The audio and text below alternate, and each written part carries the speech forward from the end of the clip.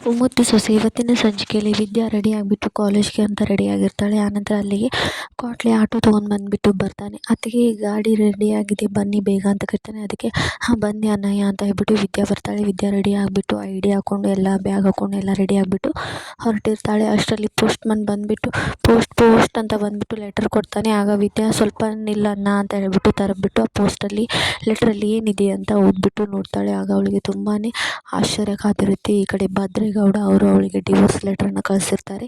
ವಿದ್ಯಾ ಏನಮ್ಮ ಅದು ಅಂತ ಮನೆಯವರು ಕೇಳಿದ ತಕ್ಷಣ ಇದು ನಿಮ್ಮ ಬೀಗರ ಕಡೆಯಿಂದ ಗಂಡ ಹೆಂಡತಿ ಸಂಬಂಧ ಮುಗಿತು ಅಂತ ಡಿವೋರ್ಸ್ ಲೆಟ್ರನ್ನು ಕಳಿಸಿದ್ದಾರೆ ಅಂತ ವಿದ್ಯಾ ಹೇಳ್ತಾಳೆ. ಅದಕ್ಕೆ ರತ್ನ ಹಾಗೆ ಚೆಲುವ ಅವರಿಗೆ ತುಂಬಾ ಶಾಕ್ ಆಗುತ್ತೆ. ಏನು ಮಾಡೋದಮ್ಮ ಈಗ ಅಂತ ಹೇಳ್ಬಿಟ್ಟು ಅವರು ಚಿಂತೆಗೊಳಗಾಗ್ತಾರೆ. ಏನು ಮಾಡೋದು ಅಂದರೆ ಕಳಿಸಿದ್ದಾರೆ ಅಂದರೆ ಸೈನ್ ಮಾಡಿಬಿಟ್ಟು ಕಳಿಸೋದು ಅಂತ ಸಂಶಯ ಮನುಷ್ಯನ ಜೊತೆಗೆ ನನಗೂ ಇರೋಕ್ಕಾಗಲ್ಲ. ನಾನು ಡಿವೋರ್ಸ್ ಲೆಟ್ರಿಗೆ ಸೈನ್ ಮಾಡಿ ಕಳಿಸ್ಬಿಡ್ತೀನಿ, ಎಲ್ಲ ನಿರ್ಣಯ ಆಗಿಬಿಡಲಿ ಅಂತ ವಿದ್ಯಾ ಹೇಳ್ತಾಳೆ.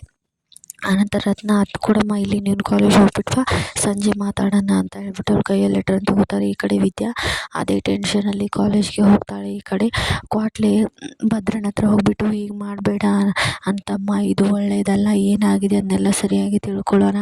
ಈ ಮನೇಲಿ ನಿನಗೆ ಆಗಲ್ದವ್ರೆ ಹೆಚ್ಚಿದ್ದಾರೆ, ನಿನ್ನ ತಲೆ ಕೆಡಿಸ್ಬಿಟ್ಟು ಹೀಗೆ ಮಾಡ್ತಿದ್ದಾರೆ, ಹೀಗೆಲ್ಲ ಮಾಡಬೇಡ ಅಂತ ಹೇಳ್ಬಿಟ್ಟು ಕ್ವಾಟ್ಲೆ ಭದ್ರನಿಗೆ ಹೇಳ್ತಾನೆ. ಭದ್ರ ಯಾರೇನು ಕಲಿಸಿದ್ರೆ ಕಲ್ತ್ಕೊಳ್ಳೋಕೆ ನಾನೇನು ಚಿಕ್ಕ ಮಗು ನೀನು, ನನಗೆ ಅವಳ ಬುದ್ಧಿ ಎಲ್ಲ ಗೊತ್ತಿದೆ, ಅವಳು ಒಳ್ಳೆಯವಳಲ್ಲ, ಅದಕ್ಕೆ ಹೀಗೆ ಮಾಡ್ತಾ ಇರೋದು ನಾನು ಅಂತ ಭದ್ರ ಕ್ವಾಟ್ಲೆಗೆ ಹೇಳ್ತಾನೆ. ನೀನು ಸುಮ್ಮನಿರು, ನಿನ್ನ ಕೆಲಸ